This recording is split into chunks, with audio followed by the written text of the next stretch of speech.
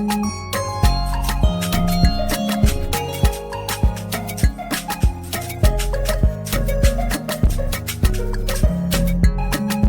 everybody. This is Paul Herman, the Prince of Motivation and host of Zaka Presents My Journey. We're creating this vulnerable and positive platform where you can get inspired and motivated from different leaders from our community. Today, our guest is Afua Donkor, who is Diversity, Inclusion, and Belonging Program Manager at Reddit.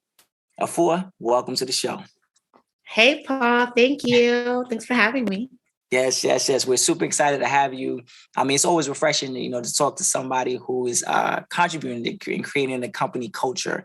But before we actually dive in and talk a little bit more about what you do at Reddit, could you give us a little bit of your background and where you're from? Yeah, sure. So I'm an immigrant. So the first place that I'm from is Ghana. I was born in Accra, Ghana. Shout out to anyone listening. Represent. Yes. And then I immigrated here when I was 4. And here is the United States, the Bronx, New York, to be more specific. So I am a thorough New Yorker, basically grew up here.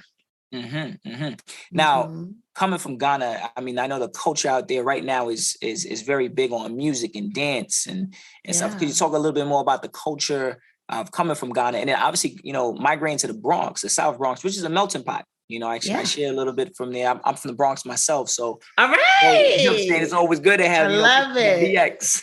Yeah. So how was that like that change? How old were you when you made that change? I was only 4, and so for a very long time, all I knew was the Bronx. Like, when you ask about culture, it was really what my parents created in the household, right? So sure. I grew up eating very traditional foods, right? I mean, I knew I was Ghanaian. There was no mistaking that. My parents spoke Tree to my siblings and I, I got to see some cousins once in a while. And then my mom was really good about taking us, like once we got to a certain age, she would take us every other summer to Ghana. So I really got to experience the culture and the music and the food and the celebrations and the people in my household. But before that, when I was younger, I didn't really know, that what culture was separate or different. It was just whatever existed in my household. So it wasn't a big shift and transition for me, really. Now, do you feel like when you arrived in the Bronx, do you feel like there was a community of individuals that looked like you, spoke the language? I know that's always a big thing when, immigrants migrate to America, they're always trying to find that cluster of people. I know obviously it does come from your family members, but did you find that in your schooling? Around you? That's a great question. I don't really think so. And I say that because like when I think back to my elementary school days, I had this one really great friend. Her name is Ajwa. And she and I clicked instantly because we were like the 2 Ghanaians in like our grade group. And then, when our siblings went to the school as well, they also found each other. I know that there are communities there's tons of Ghanaians in the Bronx. So there's like a thriving community here. There's the Ashanti Hini folks. There used to be these meetings on the weekends and stuff, which I used to hate going to with my dad. Because I always felt so out of place there. But so there's community here, but I don't think I ever really had access to it outside of being around my family, right? I do know that when my parents first got here, they had really, really great support and, folks helped them out as they were like trying to find jobs and get settled and everything. But reflecting on my youth per se and like sort of growing up, I didn't really feel like I unfortunately had like super strong ties to the community outside of like my immediate family. And for the listeners, if you could explain exactly where Ghana is located and what does the culture mean to you in Ghana? Yeah, so Ghana is in Africa. I hope the listeners know where Africa is. So in the countries there, and it's on the West Coast, right? So we are really close to the ocean. Ghana was one of the countries during the slave trade that folks were kidnapped from and sold into slavery and all that stuff. So the culture of Ghana, I think, is one of resilience. I think it's one of beauty. I think it's super rich. Being Ghanaian gives me so much pride because, first of all, we have the best jollof. I'm just going to say that from the jump. You better talk about the jollof. I'm just going to let everybody know Jollof Rice, Ghana, number one. That's it. Just so all the listeners know from the jump, that's it. We're done. But there's that pride, right? Even when we talk about our foods and there's a little competition, I think it's amazing. And then something I always hear from other folks too about Ghanaians, and I think it's really reflective of when other people tell you things about your culture, is that like we're the nicest people ever, right? Like if you've ever known somebody that knows a Ghanaian, they're like, oh my God, I used to work with so-and-so that was from Ghana. They were so sweet and so nice. It's a really welcoming place for folks. And I think that's why we've seen a lot of the year of return stuff and folks really going back to Ghana and like tapping into the ancestry and trying to connect to like the Africanness has really thrived in Ghana because we're so welcoming and loving. Now, how do you feel about, obviously you said that you traveled back and forth to Ghana at one point in time. How do you feel about like how Ghana has transformed over the years? You know, I know that that's a big thing that happens a lot to these, you know, the African communities, you know, people start to leave as immigrants, but then when they come back, they bring some new things over there. How do you feel about that? I think it's been phenomenal. So I actually got to go for the year of return in 2019 before COVID took us all out. And before that, the last time I had been to Ghana was the winter of my senior year in college in undergrad. I was like, so amazed and so impressed. I was like, oh my God, is this Ghana? It is so fly and lit right now, right? I think I don't know if it's like immigrants coming back and bringing things. I think it's just natural in the like development and progression and really the youth sort of taking a lot of stock in what's going on and trying to create things and, you know, change the vibe and everything. But I think it's amazing to see the change, and I welcome way more people to come and join us and experience what our culture is like because Ghana's really popping. And if you haven't been, you're missing out.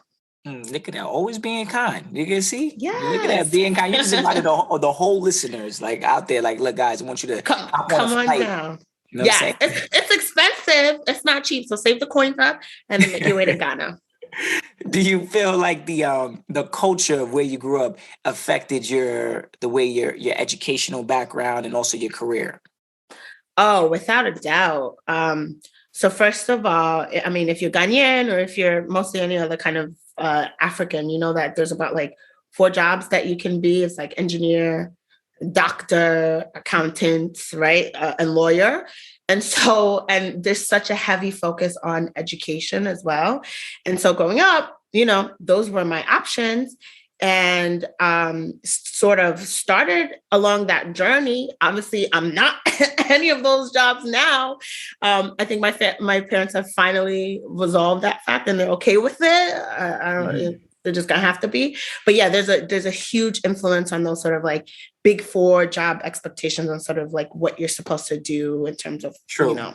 Puts a little pressure on you as a young adult. You know, you only hear these 4 titles within the household. And you kind of might feel like an outcast if you go the opposite direction. Right. And it's more than just hear about it in the household. It's that like that pride piece again, you know, all the parents love to brag on their children, which is, I think, so beautiful, right? It's a beautiful part of our culture. And, you know, mom and dad really want to be able to say, you know, my daughter, the doctor, or my son, the lawyer, or my son, the engineer. And so like, there's that piece of it of like, hey, this expectation is here, like culturally, but then your parents also drive that. And there's like this sense of, you know, you have to fulfill this pride for everyone. So it can be a lot of pressure for sure. Now, when you started off with your educational background, though, obviously you went to school at Columbia, right? Graduated from there? Yeah, so I did my master's at Columbia, but I did my undergrad at Binghamton University, SUNY Binghamton. That's right. You better get that SUNY money. Hello, shoot. Right. I mean, I still had to. My mom was a nurse, and my dad was an accountant, so I didn't get any. Oh, look at that. Nurse and accountant. You already said Exactly. it. I didn't get any financial aid, so I'm still paying student loans from undergrad, unfortunately, to this day. Hey, look, making it happen. Paying Sally Mae back. Yes. But going to Mm-hmm. Columbia, did you feel like when you were there, how did you feel about the community in Columbia? Like being in Midtown Manhattan, again, being an immigrant, did you feel like there was enough programs and some outreach for you at the university? Yeah, so at the point that I was at Columbia for my master's, I already had a full career at Target, and so I was working full time and doing my studies, education full time as well, and so I didn't really get to be as immersive in that community support. It's Columbia, so it's diverse. The program I was in is organizational psychology. So I saw a lot of, different folks, a lot of women in my program and stuff. So I think the support was there. I didn't have the time, to be honest with you, to tap into it, which is a sort of, we've been talking about culture. I think it's indicative too of sort of maybe the cultural expectations that I've imparted on myself of you have to be driving, right? You have to be super successful and be doing a lot of things at once. So going to school and working full time is sometimes almost an expectation. And so I did it. Would not recommend if you can avoid it, but I did it. And it was because you were also spending a significant amount of time at Target, being the executive team leader. Is that correct? That's right. Yeah. I mean, I had to work. How is that leadership? That leadership role, how are you bringing cultures together and communities together? Because I know that was kind of like a stepping stone for you for where you are right now at Reddit. Yeah, totally. So I loved my time at Target being executive team leader. I got to work in stores and directly with employees. The reason why I studied neuroscience in undergrad and organizational psychology in graduate school is because I'm really fascinated by people.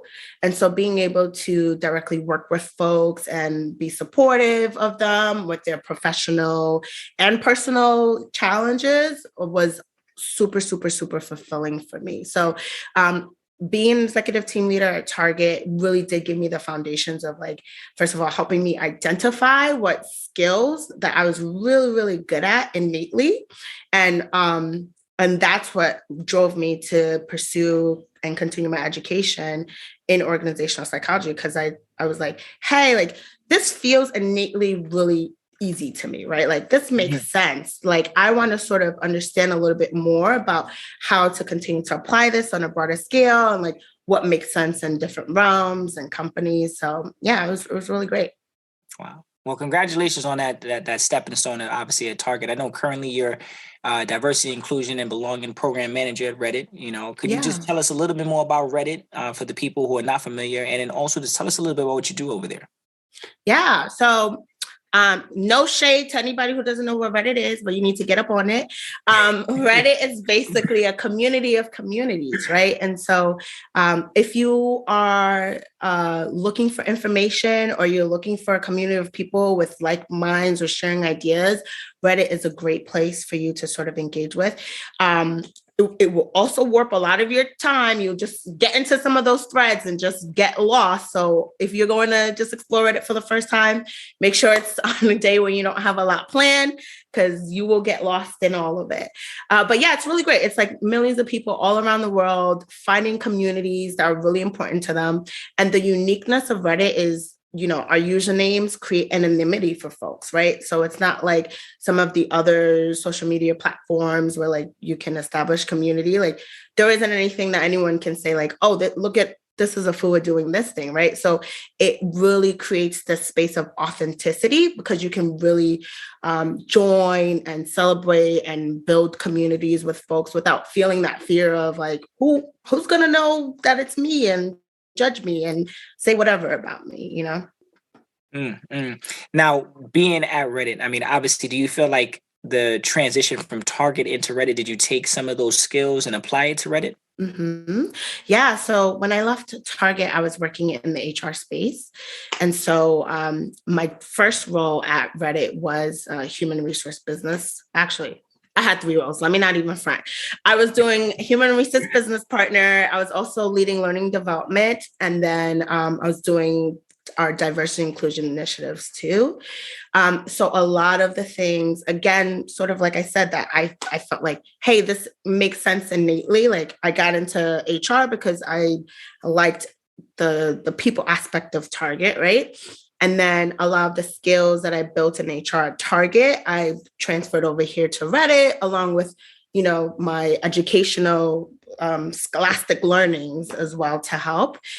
It was an interesting transition because, being in the Bronx, I worked in the Bronx and Connecticut, and supporting folks who work in retail versus being an HR for folks in the tech space, there was a big culture shock there. I was like, wow, this is amazing. This is tech. This is great. Look at all the things you get. But at the core of it, people are people, and those shared needs are really the same, especially when we're talking about organizationally and how to support folks and really make sure that they can bring their best selves to work. So Afua, I know that as you were talking about that, I just brought up to my attention and my thought is when it comes down to diversity and inclusion. I know a lot of companies, whether it be corporate America companies, big companies, smaller companies, they throw that word around, that phrase around. Mm-hmm, like, what does that mean to you? And like, how do you try to apply it at your company? Yeah, it's a great call out that, some folks sort of just espouse and say diversity and inclusion. It's a really hot topic right now. And so if you're not talking about it or trying to implement it, you're sort of like missing the boat. But what I really think is that diversity inclusion is all around us every day. It's just that some folks and some companies do it better than others, right? So for me, diversity inclusion is really about the intentionality of making sure that a bunch, as many as possible, various perspectives sort of exist in a space, right? Around you, in a company, whatever it is. And then the next part of the intentionality is making sure that those diverse perspectives are nurtured or cared for so that those folks who represent those perspectives feel really safe. They feel seen, they can thrive in their environments, and that they can grow as professionals, right? And so it's really key to be a successful business to make sure that diversity inclusion is part of everything that you do. Now, in your day to day, like why is helping people important to you? Like you're always about, seems like you're definitely about the community, you're definitely about the people. Like why is it resonate so well with you? Yeah, I don't know if it's because I was planning on being a doctor. So I studied neuroscience and I took my MCATs and whatever. So again, my brain was like, I'm going to be a doctor. I'm going to be a doctor. And part of wanting to be a doctor was really being able to give back and help people in the community. So that hasn't changed. I think that's something that's a value of mine.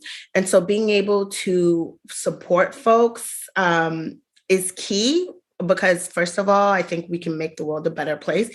As cheesy as that sounds, it's so true, right? Like if we all just like did one thing and tried to help somebody else, it'd be great. And what the reality is it doesn't really take a lot from us as individuals to give back or do something or help someone, right? And so knowing that it's something that really energizes me to help folks continues to drive me to do that. And it's, selfishly too, it just, for me, it feels really nice, right? To know that you've been able to help someone solve something or do something as small or as big as it is. You see someone's reaction, right? Like, I think we've all been in situations where you can identify that you've helped someone and that like that serotonin, burst that you get when you see the smile or you get the thanks. It's like, yes, I want to do this again because it makes me feel good too.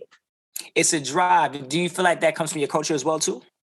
Oh, yeah, absolutely. That's a great tie, Paul. It's definitely part of, I think, the Ghanaian culture. Again, we're super welcoming. Like, you don't ever go to a Ghanaian's household and leave hungry because we're going to feed you. It's actually so offensive if you don't eat our food. So just so y'all know. So I think it's on that jollof. Yes, that's right. Come make sure you're hungry so you can have some jollof. That is amazing. Could you tell us about some key contributors or contributions that, something individuals should have in regards to creating that culture at a company? Yeah. So if someone is trying to create a culture, like even contribute to the culture, well, okay, let me answer the question that you said, because I think that creating a culture and contributing to a culture are two different things. That is true. Sometimes it can be a little bit challenging to actually create a culture. But if you are trying to do that, I think be very like, first of all, make sure that you're sure about what you want to do, right? Like identify what that culture is that you're trying to build. Make sure that it's aligned to the company's values, right? And like mission statement, because you don't want to be way too far left. That's not going to work out for you. And then you really have to give time, right? Like above and beyond your core roles. It's going to take a little bit of skin from you in the game to really make an impact. You have to be a collaborator, right? You have to be good with working with people or contributing some part of you. And so that's really important. And then you need to be a cultural champion too. And this really, I think, falls in the space of like, if you're trying to contribute to a culture that already exists, like being a cultural champion is really important. And then if there are things about the culture that exists that you don't like, again, that's where you sort of go back to the top where it's like, okay, how do we change this? Like, what are the values that are misaligned right now? And how do we make sure that we can get on the same page? What are the drivers that we need to turn? What are the stakeholders that we need to pull in? That collaboration piece again. And you mentioned about the two different, the contributor and the person who's developing. I feel like, no matter what role people play, it's still an important role. Absolutely. Sometimes people feel like, hey, look, I'm just a part of the team. I'm not running the team or organizing it. So I don't feel like my contribution is going to be felt or heard. But everyone's contribution, especially when you're creating a culture in a community or even in a job, a business is very important. Sometimes that really drives a company at times. Yeah. It's so important. Yeah. Yeah. To know that people are there for you and to know that people are thinking about you. And really just making sure that you're represented and you're being heard. Why is self-advocacy for underrepresented minorities important for companies currently today? Yeah, I'm definitely going to get to that question, but I just wanted to add one more point to the fact of like how sometimes people feel like lost in the sauce, like, hey, I'm just an individual contributor, and maybe like, am I really making impact? You absolutely are, right? Like what you need to remember is that the company hired you for a reason. And so bring that, your perspective, yourself, like to that role, to that job. It is all part of contributing to a culture or even creating a culture. So I would highly encourage everyone not to think that like their job or role is too small. You as an individual, as a person with all of your experiences, with all your perspectives is adding to what that company is. So it's that is true. That is true. And that's, like you said, that's why you're there as well. Absolutely. That's exactly why you're there. And then to your question about self-advocacy for underrepresented minorities, why it's important. That's why you asked what you asked. Yes. Right? It's key, right? So organizations can be really big machines, right? Even if you're even at a small startup, there's still like other people and other wheels turning all the time. And so being able to sort of raise your hand and speak up for yourself and ask for things that you need and ask for support, all those different pieces that sort of contribute to self-advocacy are important for sure, because everyone else is busy. Everyone else has work to do, And so you really do have to sort of step into that space of like, hey, I'm an individual. I was hired here. They want me here. And so let me make sure that I do advocate for the things that I want and need while I am here at this place. And then if you're not listened to, guess what? That's the organization very clearly communicating with you too. Like, we don't really value, and you shouldn't be anywhere where you're not valued, right? And so don't be afraid to sort of like advocate for yourself. But also we also gotta keep in mind that like sometimes it's not as easy to find out how to voice your thoughts. Especially when you're speaking about culture, something that might be a little bit, a touchy subject for some individuals. How do you get to that place? How do you gain that? I want to say, how do you take that leadership role and do something with it? Yeah, it can be really challenging. And that's a really great call out to remember. I'm saying it, but it's easier said than done. And especially if we're thinking about individuals from non-Western cultures, we're usually of the group more than the individual, right? Where Western culture is more like individual focus and then like group is second. So it can be like a complete antithesis to everything that you've like grown up seeing and knowing to raise your hand and advocate for yourself, right? It can feel very uncomfortable. So I think some of the ways that I've learned, I actually have a really great friend. Her name is Davika Bridge. She's shared some really, shout out. She's shared some really great frameworks around how to learn how to be a leader and learn how to advocate for yourself.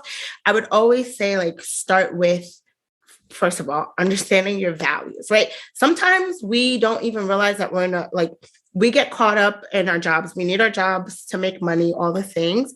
And sometimes we don't realize how much of an alignment or disalignment that there can be in the places where we work, right? So really start by understanding what your value proposition is, what matters to you as a professional, as a human, as a person working in this space, right?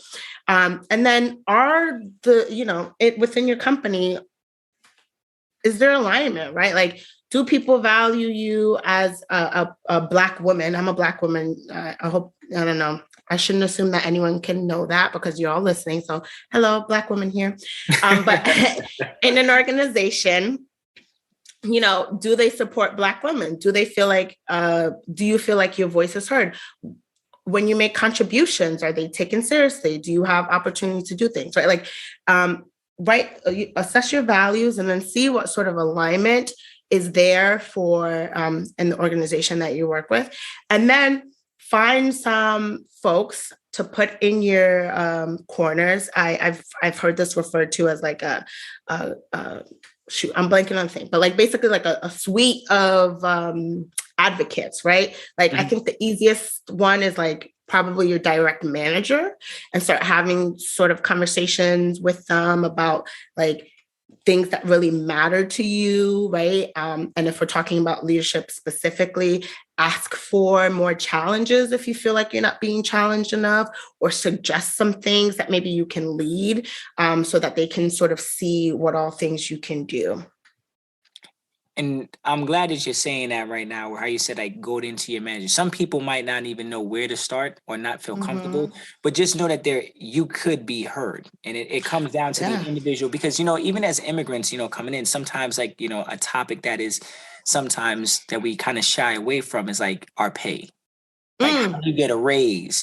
Do you feel like you're at a place to get a raise from all the work that you have done, So then when you speak about culture, you talk about bringing diversity and inclusion to a company, again, it could get a little touchy, or it could go good or it could go bad. Like now, in that situation. And let me just say, first of all, like with my HR background, everyone should know here, like your manager's whole job as a manager, the reason why they're a people leader, the reason why they're in their role is to support you as someone on their team, right? Yes. So they are the people that you should be tapping on first. Like, if you have questions, if you want to broach a topic, like, yes, it can be uncomfortable, but name that, right? Like lean into vulnerability a little bit and say to that manager person, like, hey, this feels a little uncomfortable for me, but I really want to talk to you about ABC, XYZ.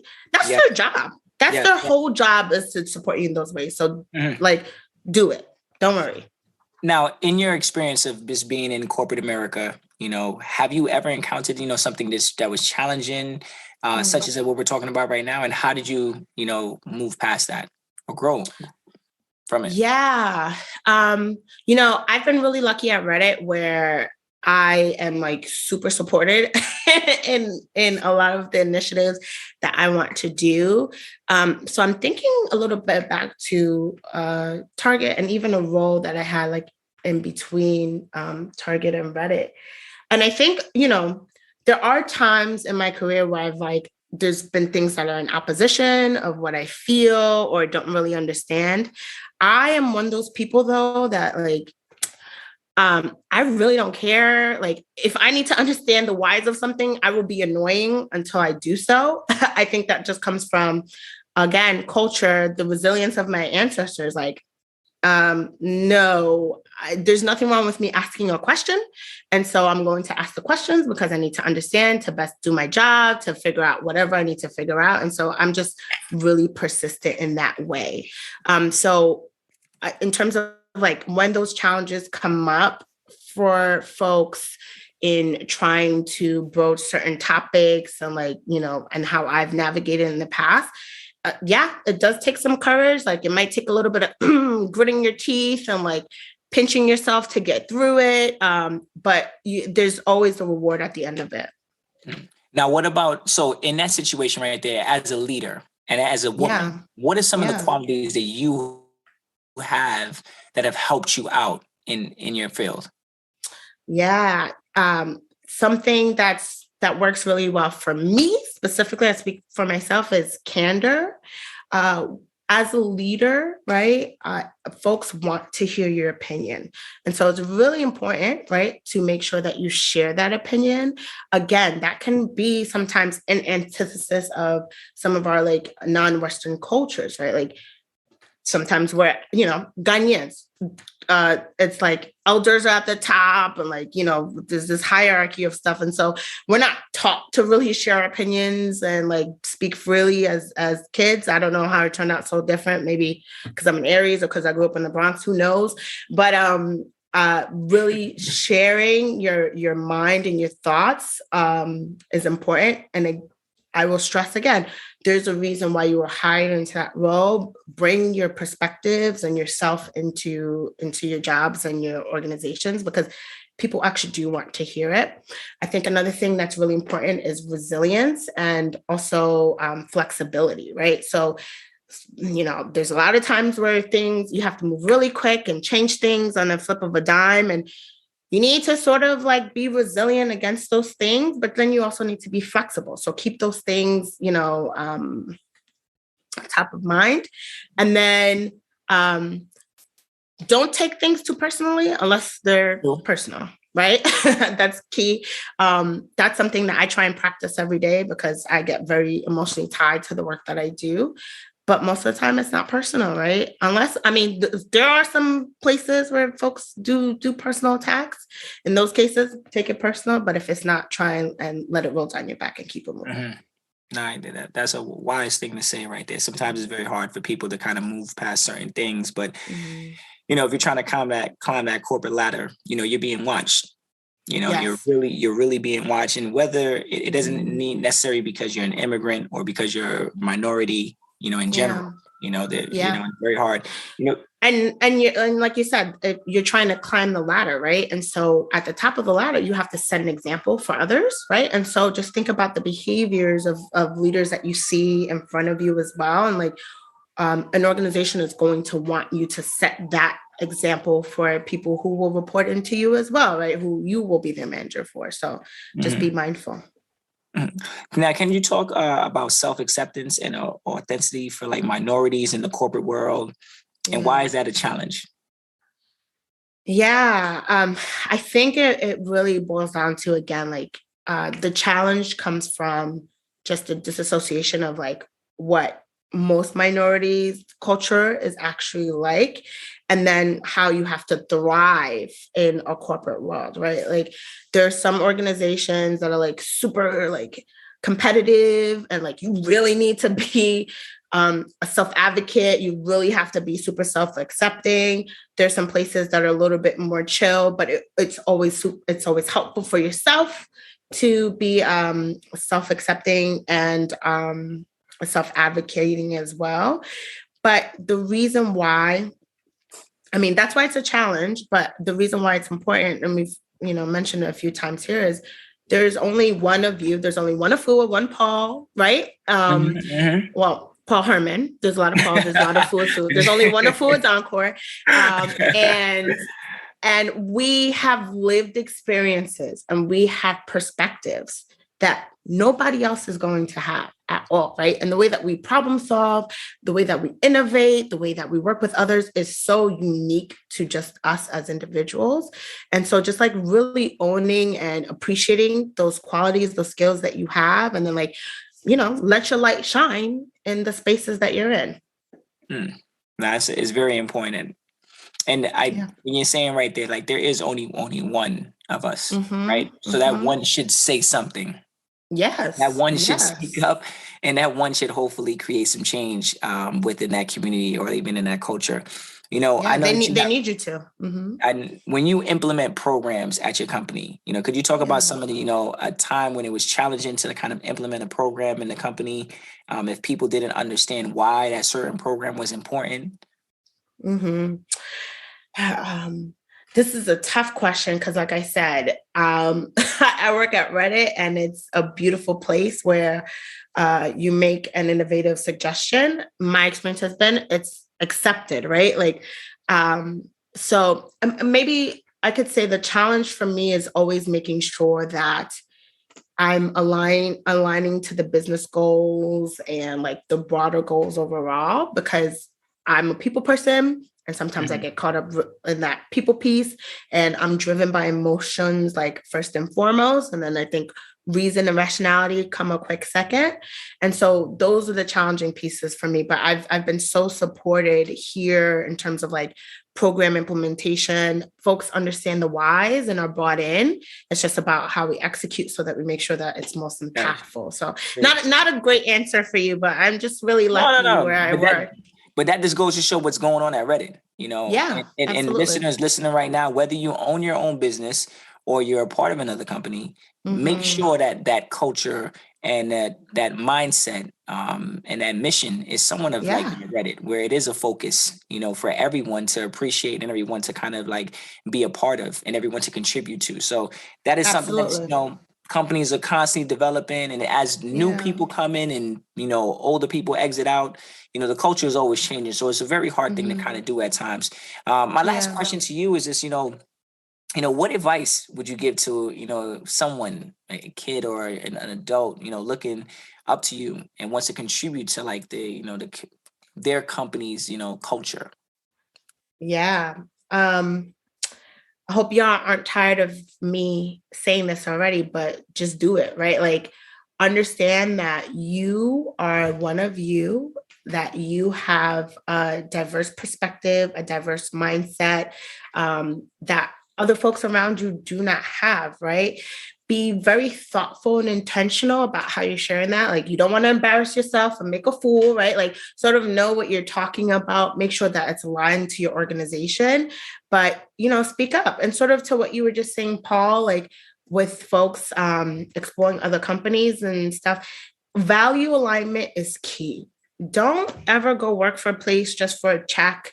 Sometimes we have to do that, right? But if you can help it, make sure that you are in an organization that, like, if it's important to you to be heard, if it's important for you to be able to innovate, if it's important for you to be creative, if it's important for you to be on a team, whatever the things that are most important to you, that company supports that, because that is the culture, right? That's the culture that you are going to contribute to. And along the way, yes, there should be changes, right?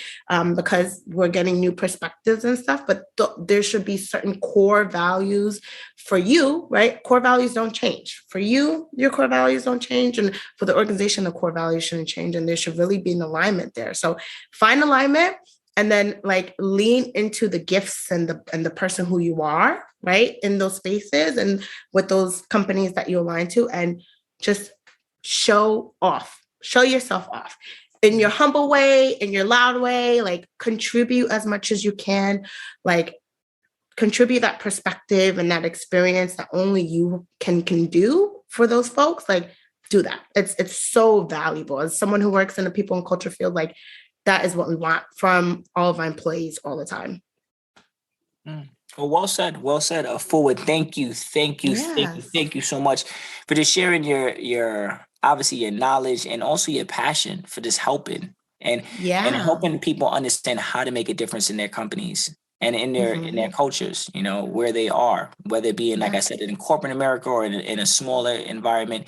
It is important to speak up and know that you do Totally. have a voice, and know who you need to speak to if you need to speak up, you know. Yeah. And you know, obviously things are going amazing at Reddick. I wish you nothing but success with Thank what you're you. going over there. I greatly appreciate you sharing that information about Reddick and what it's doing for its community over there. I think it goes to show, like, you know, my hat tips off to you guys, you know, Oh over yeah. Well, I appreciate that. I'll share the feedback to Reddit.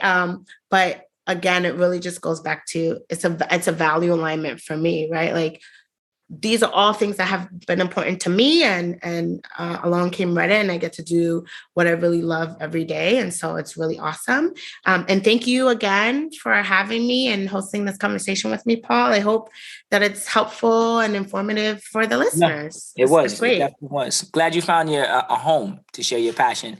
To the Yes. listeners, if you want to hear more stories like Afua, check us out on ZakaConnect.com or follow our feed Zaka wherever you listen to your podcast. Again, Afua, thank you so much.